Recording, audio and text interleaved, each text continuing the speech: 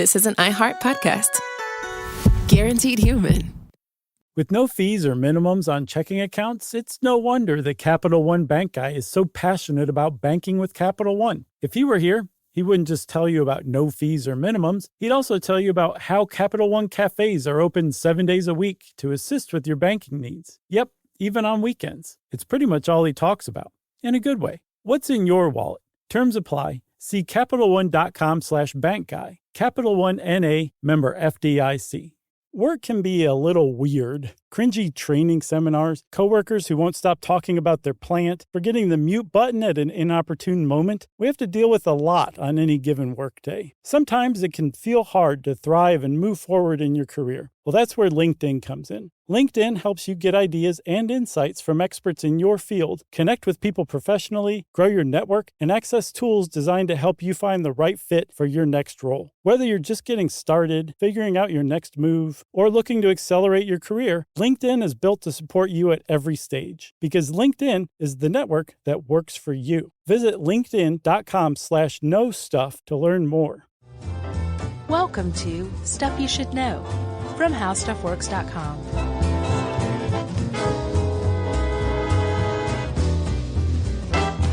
Hey, and welcome to the podcast. I'm Josh Clark. With me is part of your cabin crew is Charles W. Chuck Bryant. Filling the whole thing out is our pilot, Jerry Rowland. Captain Jers, as we'll call her from now on. If you'd like to return your seat to its full upright position, But along with your tray table. If you've lost your device or phone in the seat, don't touch it. Just come get one of us. Did that happen to you? It's a new thing. What? Tell me. No, it's like a new thing on Delta, and like the safety instructions, they actually take a little time to say, if you've lost your tablet or phone in your seat, don't adjust it. Come get a flight attendant. What do you mean lost in the seat? What do they mean? Like if you're sitting there and you got the butterfingers and you know, like you turn into Jerry Lewis all of a sudden, and your phone slides down into the seat beside you or in between the seat next to you. Okay.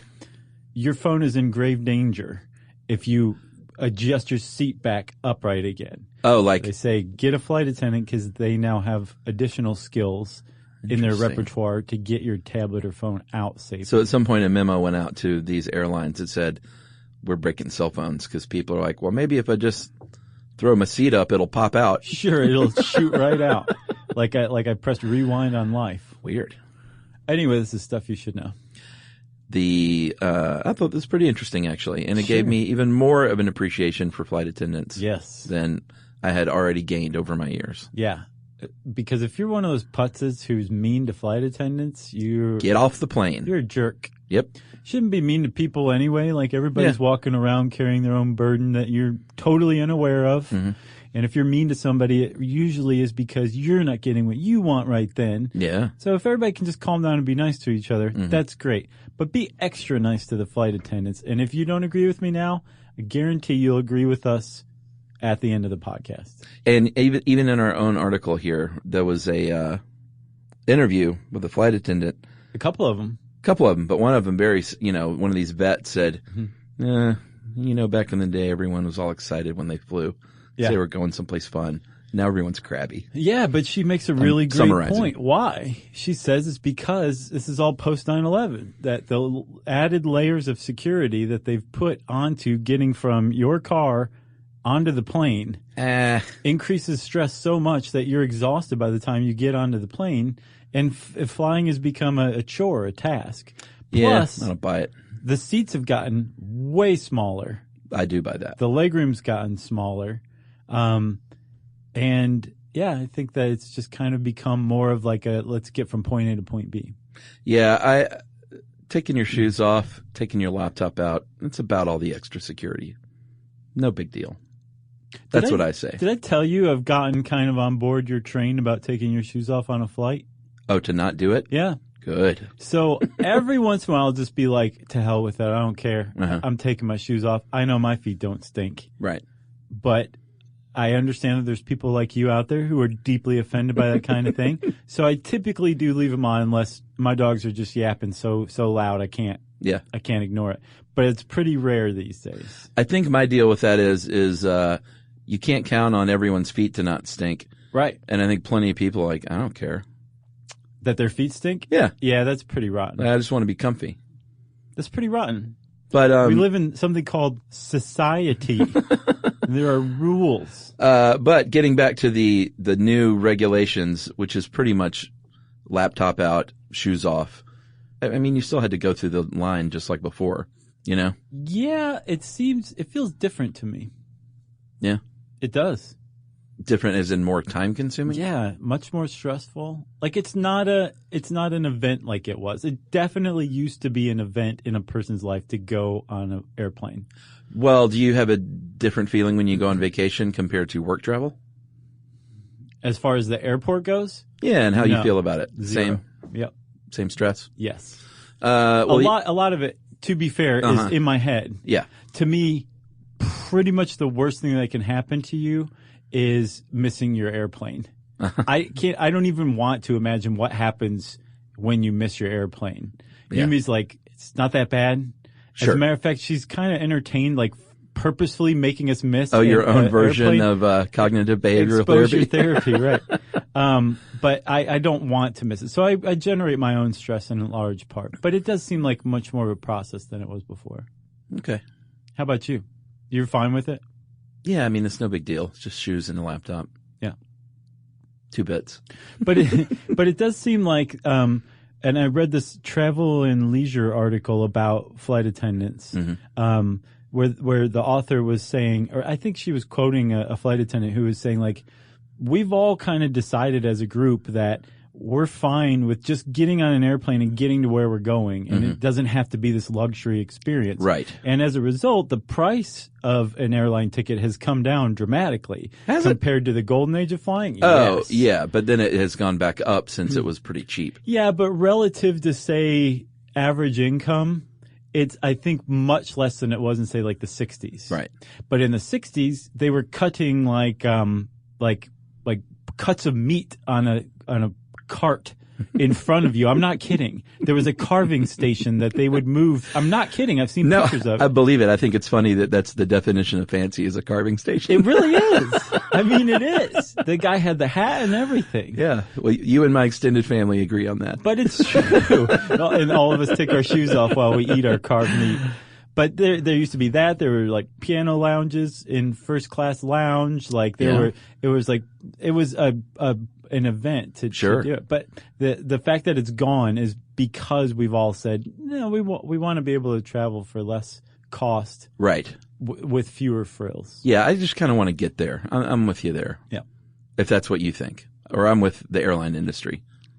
Yeah. Just put me on the plane and get me there. Maybe throw a whiskey down my throat. Sure. And that's about all. There you go. Banana, maybe. Yeah. If it's the morning. But the people who are going to help you get there, banana and whiskey? Yeah, sure. Okay. The people who are going to help you get there, they have, their job has changed over time, but they have not, because they are unsung heroes and have been from beginning to end. That's right. The early days of plane travel, they hired, young men to take care of the stewardship of the plane. Cabin boys. Yeah. Remember Cabin boy. That Chris Elliott movie? Yeah. I think that was a boat cabin, but still. Sure. Still a cabin boy. Yeah. And that was just sort of the thing. And then this woman came along, and you dug this up. It's really great. Her name was Ellen Church, the 1930s, in 1930, in fact. And she was a nurse and a licensed pilot.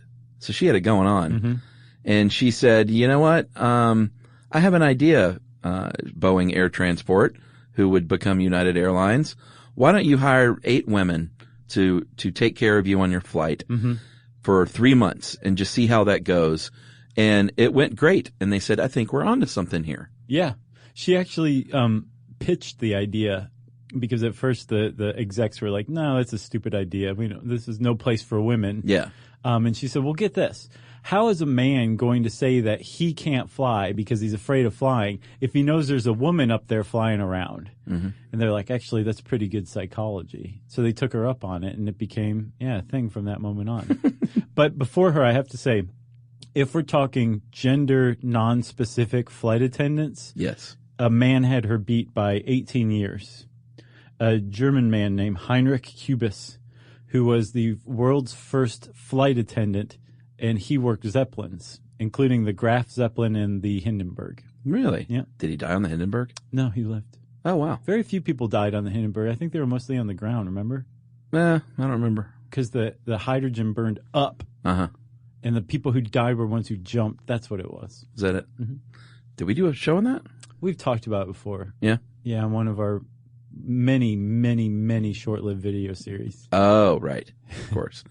So, at any rate, Ellen Church changed the face of the flight attendant industry. And then in the 60s and 70s, of course, it was sort of and this is not me talking here. This is in the article. It was the sexy stewardess phase of airline travel. Yeah. And that was definitely the deal, that you had weight limits and height limits. You had to look a certain way, and they put you in just the right outfit, and it was all about sort of, hey, get up there and look good and serve drinks. So, and they were like those limits you talk about. Yeah. Technically, they're still around. There are weight limits and height limits, but they're restricted to, you can't be so short that you can't reach the overhead bins. Yeah, they're all practical limits. Right. You can't be so tall that you're just bumping your head all over the place. Yeah. You have to be of an adequate size to fit into a jump seat that the flight attendants sit in. Yeah. But that's it. Back then it was, you have to weigh like no more than 120 pounds. You have to be this height. And it had everything to do with looks and attractiveness. Yeah, and you're 32, so you're fired.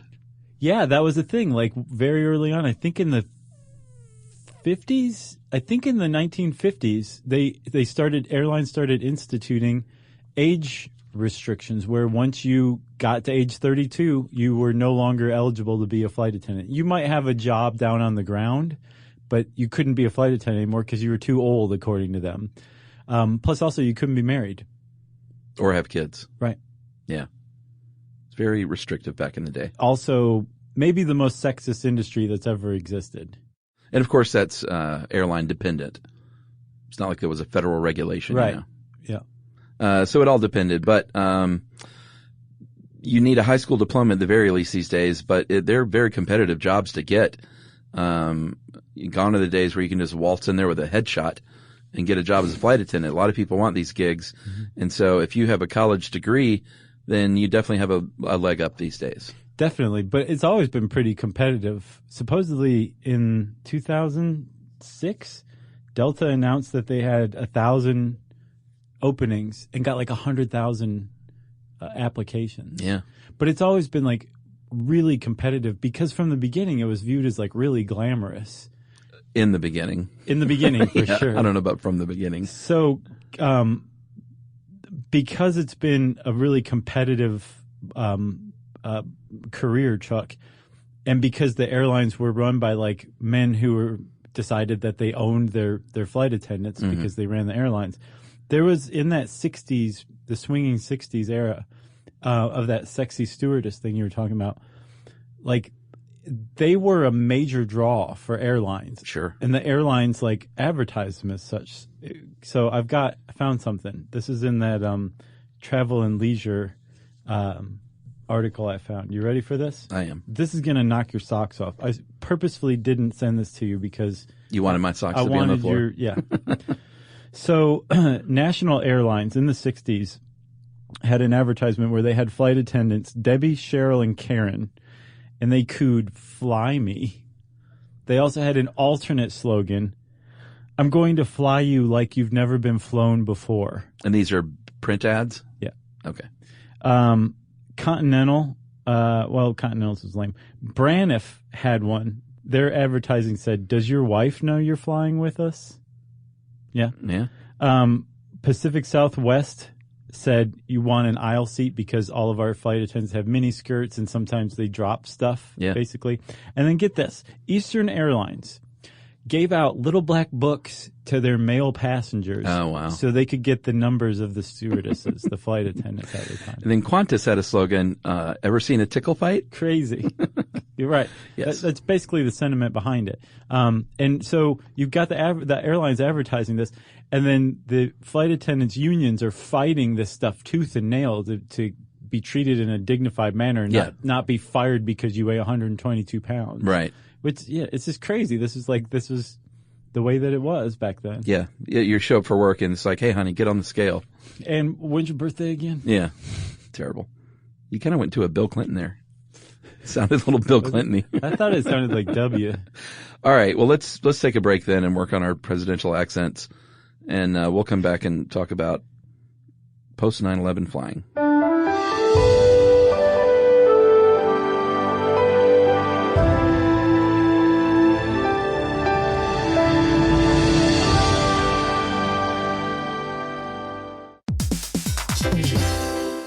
Hey everybody, here's a fact for you. In the United States, there is a break-in every 26 seconds, and that means that somewhere right now, an intruder is getting closer. And the problem with most security systems is that they only alert you after the break-in has started, and that's too late. Well, that's what makes SimpliSafe different. They use alerts. SimpliSafe's U.S.-based live agents, they identify threats on your property and help deter them before they actually break in. So the intruder never gets into your house. The crime is stopped before it even starts. That's right. And another great thing about SimpliSafe is they have no long-term contracts. They give you peace of mind and great value with their monitoring deterrence plans because they just start at about $1 a day. Yeah, SimpliSafe sent us a setup years back, and I still use mine every day. Yeah, and apparently setup, you can do it by yourself in under 30 minutes, so it's a really good value and it doesn't take long. So if you want to experience the SimpliSafe peace of mind, you can take advantage of the SimpliSafe discount offered to Stuff You Should Know listeners. Right now, you can get 50% off your new system by visiting simplisafe.com/stuff. That's half off at simplisafe.com/stuff. There's no safe like SimpliSafe.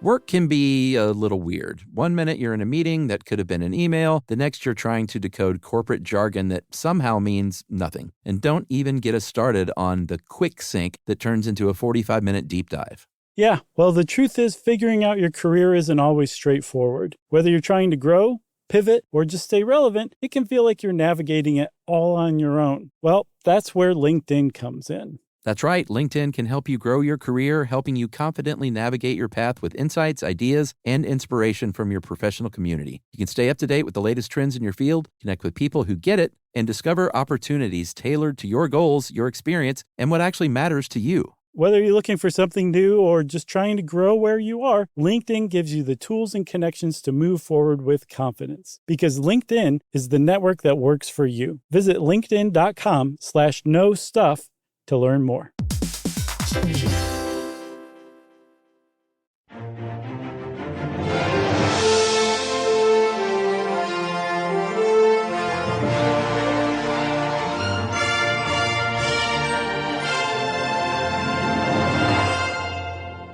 All right, so we did mention that after 9/11, things, of course, did change. And things changed in a big way for flight attendants. They, not that they never trained on safety, but I think the training got way more intense. Yeah, did you see that one I sent you? Yeah. From, I think, the Points Guy's website. Yeah, we should go over that now, actually. So he has a flight attendant insider who writes quite a bit for his site. I don't remember her name, but just look up the Points Guy flight attendant insider. Mm-hmm. And she goes into great detail about what it's like to go through training, and it is more intense than I realized it was, for sure. Yeah, they and this depends on the airlines, but they sort of give averages. The average training is 7 weeks, but they can be as long as 12 weeks. We're talking 6 days a week, 12 hours a day, mm-hmm. and they call it Barbie boot camp because you don't show up in your sweats and tank top with no makeup. Right, it's not like you're a passenger. No, yeah, exactly. Your big fuzzy slippers right. And your pillow from home. No, you show up as if you are there to work a flight. So you have to be in whatever attire that they require you to be in, right. And have your hair done however you would do it, and just basically be game day ready. And then they work you that many hours a day because that's about how many hours a day you're going to be working. Yeah, as a flight attendant. When you start working, at first you have very little control over your own schedule. Although I get the impression you have flexibility out of the gate. But if you say, I want to work this many days a month, that's the input you have at first until you start to develop seniority. So, yeah, they expose you to that. Yeah. 6 days a week, 12 hours a day during training. For many weeks. So the first thing they do is learn all the safety equipment They're given written tests that she said that they had to score at least a 90 on. 80. I said that really weird, didn't I? Yeah, well, she said if it was 80, they had to retake it. So they had to score at least a 90 to pass. I gotcha. And then 80. Practical exams where you had to score 100% on these practical tests. And that basically means you were on a fake plane doing the thing. And it's not like you're serving that Diet Coke wrong. It's mainly 90% of this training, 95% of this training. Yeah, that's what she said. Is equipment, safety, all that stuff. Right. Like the first stuff where they're giving you these tests that you have to score high on is here's all of the stuff you need to know about the equipment. And then there's the drills where you're showing that you know how to use it in these simulated emergencies, right? Yeah, like smoke's pouring in a cabin. What do you do? Did you see that one picture of Emirates Airlines? It's like the big, I did not. Like a third of an Emirates plane, basically the main cabin. Yeah. With the slide out going into a pool inside like a hangar. Uh-huh. And you're like, oh, they're going to have to go down that slide. Yeah, that's not. There's no way they're not going down that slide in high heels and everything too. But they're running these drills, and apparently this is a big. This is where most people wash out. She said was during the drills because it's so stressful, and also she points out that because this job always has been and still is so competitive that the airlines can choose to be super picky, so they will drop you from these training programs. Yeah. Pretty easily and quickly because they know that they can find somebody else who could do it better, right? Yeah, so you end up with the cream of the crop in the end. Exactly. That's a really good way to put it. And then she says that really the last thing they learn and the stuff that they spend the least amount of time on is the actual customer service stuff, like pushing the beverage cart. Right. Where they know exactly what to do if sudden turbulence hits and there's a beverage cart.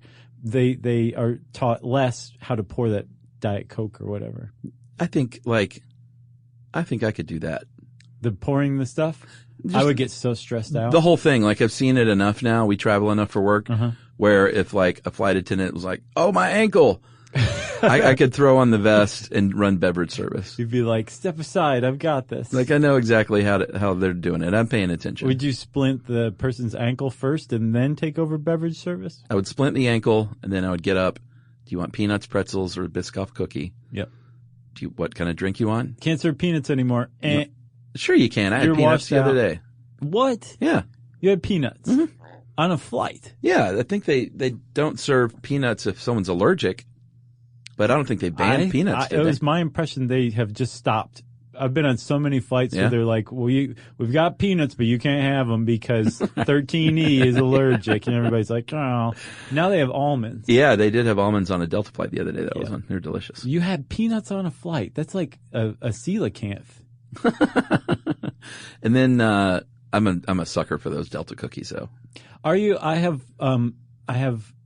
desensitized to them. I actually just do pretzels now. Those Biscoff cookies? Mm-hmm. I used to be a junkie for them. I like them. Yeah.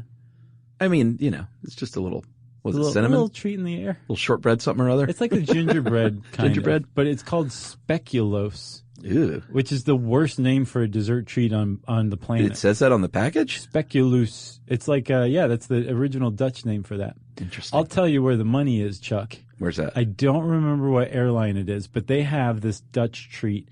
It's two thin, very sweet waffle cookies with a caramel, like, inside. Yeah. Right? Caramel sandwich. And they say, take this thing and put it over your hot coffee and let the steam from the coffee warm it up. And brother, you were on cloud nine. Who tells you that? The flight attendant? The package. Oh, okay. The flight attendant doesn't tell you that. Right. They just go, here, read this package. That sounds like some fancy international type of flying. I know it was domestic. I think it was Midwestern, though. There's a lot of European immigrants from the 19th century. Right. So that would exerting their influence. Yeah. In all the best foodie ways. Yeah. We got sidetracked there. Where were we?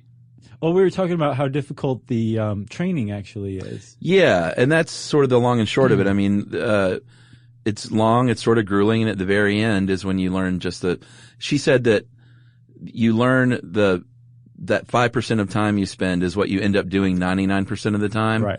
But you just have to be so prepared for that 1%. Yeah. In case something goes wrong, you can just react on instinct. Well, what made me feel really good was that she said the flight attendants you are flying with are so well trained, and they also have to go back for annual training every year to learn like new stuff that the airlines have figured out, learn new procedures, whatever. And you know, anytime say like an airline deploys a new jet in its fleet, they got to go figure that out because the safety stuff's in different places, and they need to know this stuff, and they need to be able to remember it and act on it during an emergency. So I guess I didn't really realize this, but any flight attendant on a commercial aircraft that you're flying is capable of saving your life should an emergency arise. Yeah, I mean, they talk about, they even go through like baby birthing training. Right. So the next time you want to yell at them because they're saying the overhead space is full. Yeah. Remember that person can save your life if this plane starts to go down or lands in the water or something. And it's not their fault the overhead space is full. No.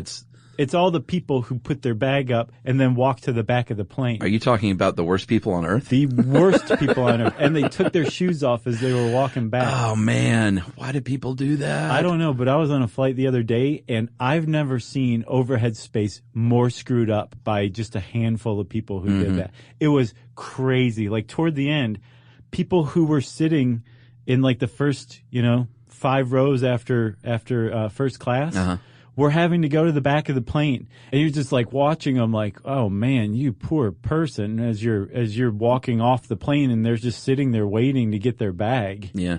It's crazy. Yeah. I think when they started charging for bags, that's when everything went berserk, because nobody wants to check their bag except me. I don't mind now. Yeah, it's crazy to me.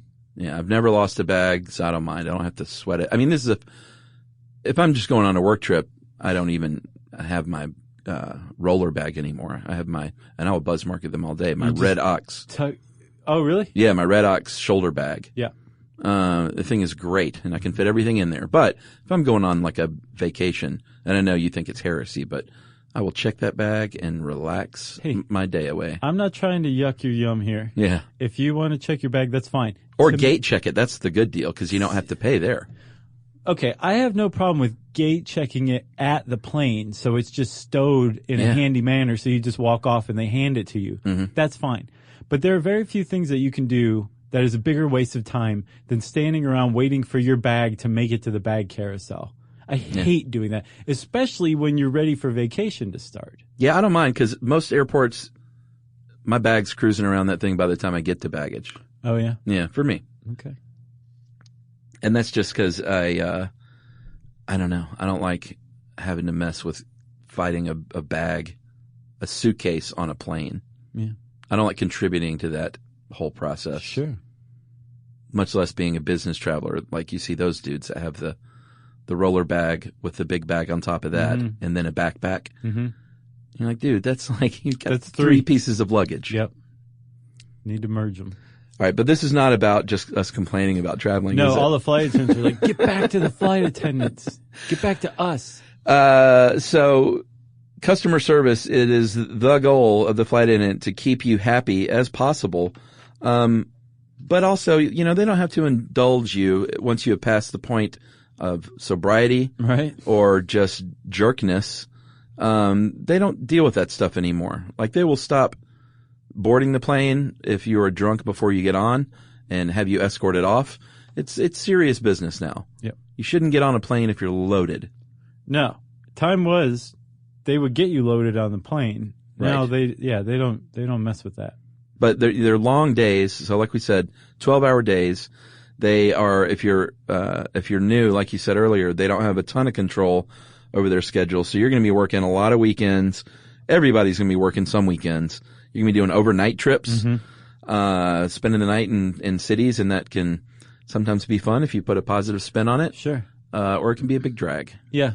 But one thing that I have seen across the board from all the sources I hit for this was that it's up to you how much or how little you fly. Up to, I think, 100 hours a month. There's like a maximum you can work. Right. They probably have minimums too, don't you think, or no? Not that I saw. probably sure minimums to get perks. Probably do. Yeah. But I get the impression that that's actually once you've done it for like 6 months. Typically when you're hired on for an airline, you're on a probationary 6-month period. On the perks? Yeah, because they don't want just, number one, they don't know you from anybody. They've known you for 7 weeks. They just trained you. Right. They don't know what you're really like. I want 10 buddy passes and then I'm going to quit my job. Exactly. Well, I saw another thing too. Apparently, buddy passes are like the worst thing that's ever happened to a flight attendant. Oh, yeah? Because everybody begs for them, but they are like really actually bad passes. Like you're at the end of standby.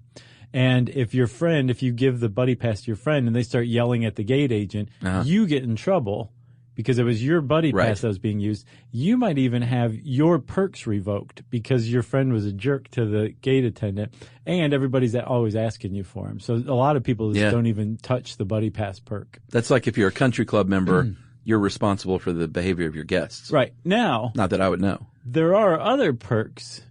You don't know? You've seen Caddyshack. Yeah, but I've never belonged to a country club. There are other perks where family members, immediate family members, sometimes extended family members, spouses, they get the same perks you do, which very frequently is like you just pay taxes on the ticket and you fly for free. That's different. Like all flight attendants take advantage of that. Some of them will hop on over to Europe or something for, lunch. $100? Yeah, maybe. If that. In tax? Yeah. Well, buddy passes used to be a lot easier when they didn't oversell all the flights. Yeah. I used to have friends back in the day. I'd get a buddy pass, fly, no problem. Right. But now you're right. You're in a bad position. Yeah, you are. Do you remember flights where entire rows would be empty? It was the They'd best. be like, well, the flight was scheduled, so we have to stick to it. It's strange now. What a day. So you're going to be working 75 to 85 hours a month generally, but like you said, I guess you can't go over that 100 mark. And interestingly too, another thing you get trained for is, very sadly, human trafficking these days. They will fly kidnapped people right in front of people's faces. And so flight attendants now are trained to spot this kind of activity, which can mean like an adult who doesn't really understand about the final destination. That's a bad sign. Yeah. Or if it's like an adult traveler with a minor and it definitely looks like a little more than parental behavior going on. Yeah. Like don't get up and go to the bathroom, that kind of thing. Apparently that's how it started. There was a man who caught the suspicion of a flight attendant named Sandra Fiorini. She worked for American Airlines.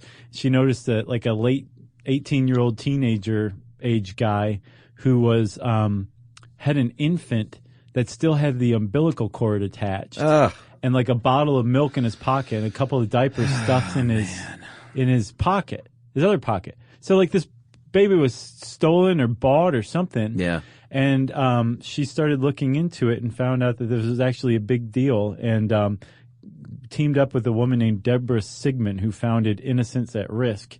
And they kind of started this program where now if you're a flight attendant, one of the things you're trained for is to recognize human trafficking.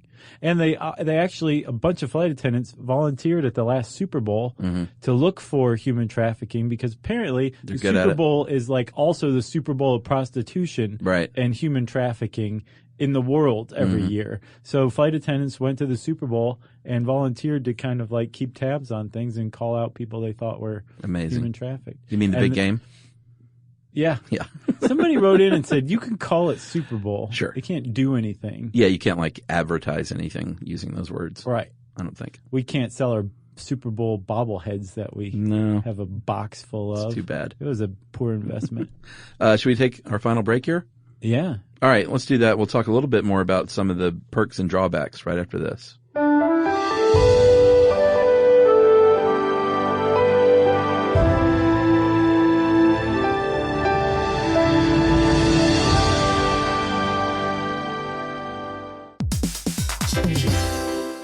Hey, everybody. Here's a fact for you. In the United States, there is a break-in every 26 seconds, and that means that somewhere right now, an intruder is getting closer. And the problem with most security systems is that they only alert you after the break-in has started, and that's too late. Well, that's what makes SimpliSafe different. They use alerts. SimpliSafe's U.S.-based live agents, they identify threats on your property and help deter them before they actually break in. So the intruder never gets into your house. The crime is stopped before it even starts. That's right. And another great thing about SimpliSafe is they have no long-term contracts. They give you peace of mind and great value with their monitoring deterrence plans because they just start at about $1 a day. Yeah, SimpliSafe sent us a setup years back, and I still use mine every day. Yeah, and apparently setup, you can do it by yourself in under 30 minutes, so it's a really good value and it doesn't take long. So if you want to experience the SimpliSafe peace of mind, you can take advantage of the SimpliSafe discount offered to Stuff You Should Know listeners. Right now, you can get 50% off your new system by visiting simplisafe.com/stuff. That's half off at simplisafe.com/stuff. There's no safe like SimpliSafe.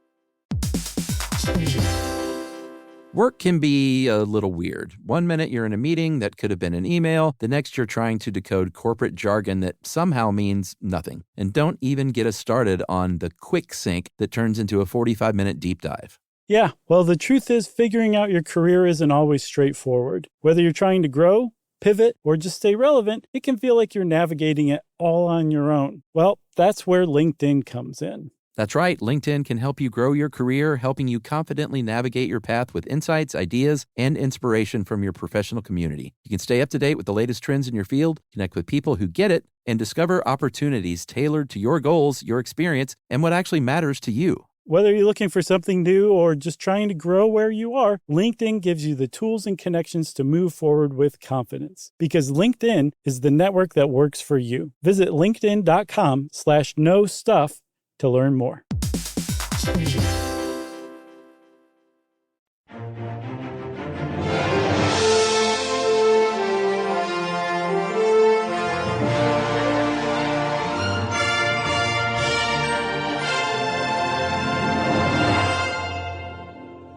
All right, let's talk about pay. Baby. You don't make a ton of money. I think starting salary's in the mid-30s. Oh, no. For a flight attendant? That's no. Starting salary can be like 18. Oh, really? The median in 2012 or 13 or 14 was 37. The median. Yeah. That's the middle. That's not much, you know? Uh-huh. That's why it's such an attractive a job for people who are just looking for extra money. Right. If you're a parent and you have so much control over your schedule once you start to get some seniority, yeah, it's a great way to spend your money. If you're a soap opera star, it's a great extra job. Did you see that? Yeah, what was her name? Kate Linder, who plays Esther Valentine on The Young and the Restless. Who knew? She's a flight attendant as well. For like 32 years. Yeah. And she's done them both for about the same amount of time. Yeah. And she does it like every week. Yeah, and she says it helps keep her grounded, no pun intended. Yeah, she didn't say the no pun intended part. Yeah, but yeah, I mean, she gets those perks. She gets to fly to Europe for lunch if she wants. Right. And act on soaps. Right. So good for her. And that's not to say that that median, I mean, obviously that's the middle amount, but it goes much higher than that. And it all has to do, all perks, all pay, all benefits, all that stuff. The flight attendant profession is all about seniority. Oh, sure. And there are plenty of flight attendants out there who are career flight attendants, and like Kate Linder. Uh-huh. She's been doing it for 32 years. There's another woman named Candy Bruton who is a 43-year veteran of flight attendant. Yeah. You can make a long, happy career out of it now that they've taken that age restriction off. Yeah, $21.23 a few years ago an hour was the rate for a first-year attendant. Right. So plus $20 an hour. But here's the thing, and this is something that I bet 95% of human beings don't realize. Uh-huh. When you were sitting on that plane and those doors are open and they're getting you your first class drinks or they're helping you put your bags away, yep, and you're complaining because you don't have a pillow, and coach, they're doing that for almost free because the only hours that they get paid for at that rate are flight hours. Yeah, when it says the boarding door is now closed, the clock just started for them. Never knew that. No, I didn't either. They get something like, depending on the airline, maybe $1.50 to $1.95 an hour for the boarding stuff, while the door is open stuff, I guess is what you'd call it. Yeah. So like next time you're sitting on the tarmac and you're delayed for 2 hours and you're super grumpy, think about that flight attendant who is getting paid almost nothing to be dealing with how grumpy you are. If the boarding door is closed, they would be getting paid, right? No, they said in here if flight delays, flight time is the only thing that matters. I thought it was once the door is closed. So if the door is closed and you go out to the runway and you're just sitting there on the runway, they would be getting paid, I thought. That's not what it said. Somebody let us know. Because it said in the article, if next time you're on a big flight delay, think about the fact that they're not making any money. I know. And that's probably why the airline put it in there, because can you imagine how much money they would have to pay in flight attendants for flight delays? Yeah, but it's not like the flight attendants are just like, I'm off the clock. Don't bother me. Once we get into the air, you can bother me. You don't hear that, so they should be paying them for that. Hey, I agree. I think we should band together and start a social movement here. I wonder why you should tip flight attendants too. Yeah, that's not a thing. They should stand, at the end when they stand there and say good day and hope you enjoyed your flight, they should be holding a jar, as far as I'm concerned.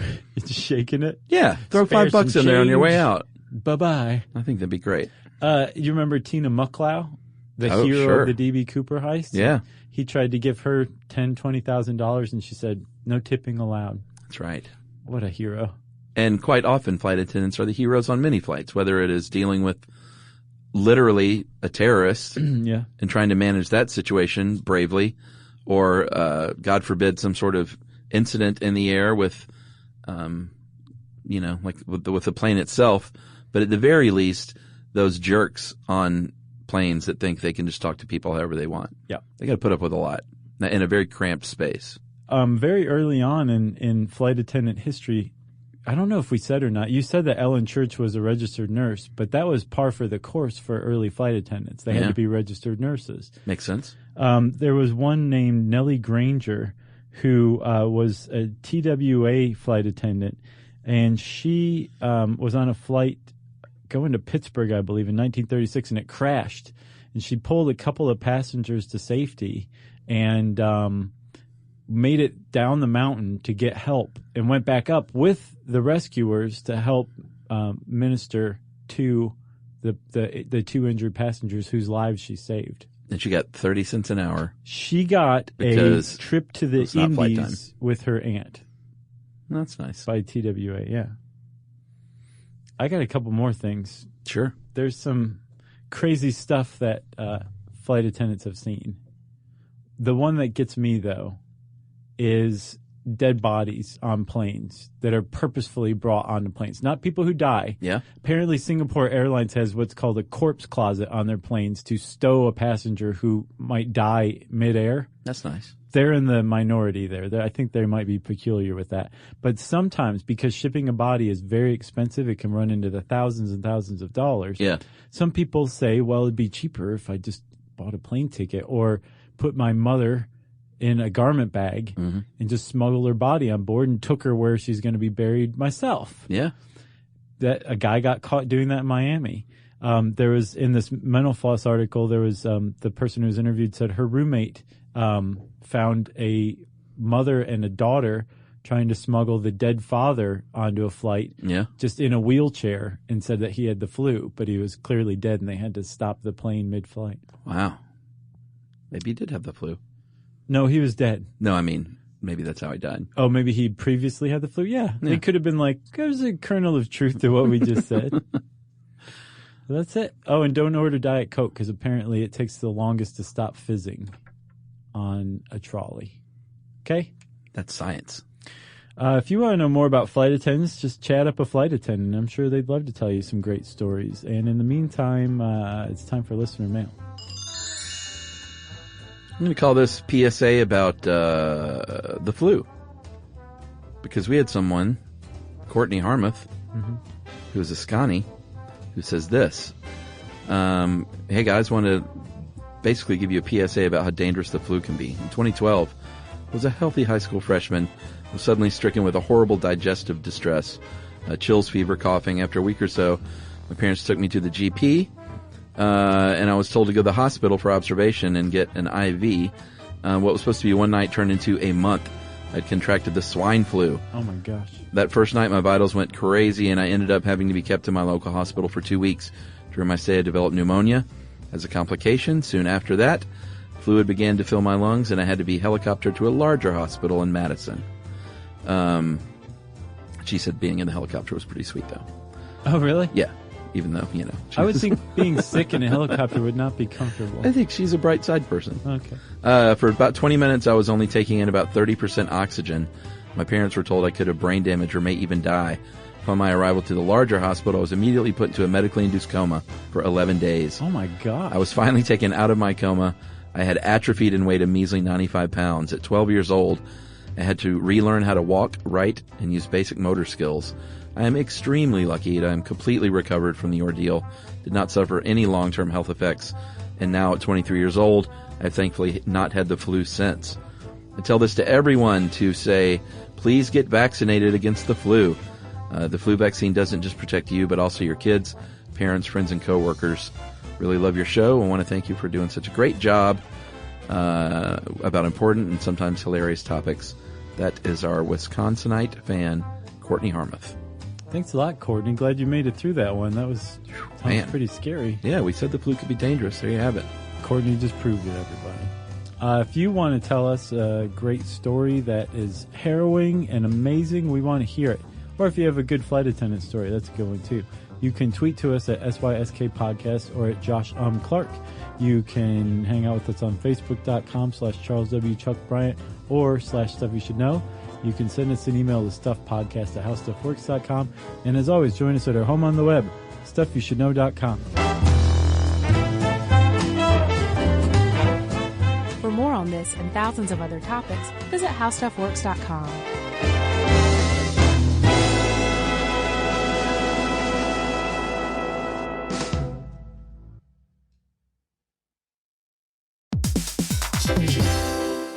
Every parent should know the car ride soundtrack. Are we there yet? How much longer? I'm bored. Well, if you're taking an extensive car ride anywhere and you've downloaded the Lingo Kids app prior to leaving the house, you may experience something strange, right, Chuck? That's right. You may experience silence from the back seat. Your kid may go an entire car ride without asking once if they were there yet. How about that? And by chance of miracle, they may even ask if you could drive longer. Yeah, that's the magic in Lingo Kids. Over 4,000 interactive games, songs, and shows, including their favorite Disney characters. It turns the longest drives into the easiest ones, and honestly, you won't understand why you didn't download it sooner. That's right. Lingo Kids is the #1 entertainment platform for young kids, and it's free to download. Or go plus with the Lingo Kids subscription and unlock even more content your kids won't be able to get enough of. You can save up to 60% on the yearly plan. Just search Lingo Kids in the App Store or Google Play. Lingo Kids, everything kids love.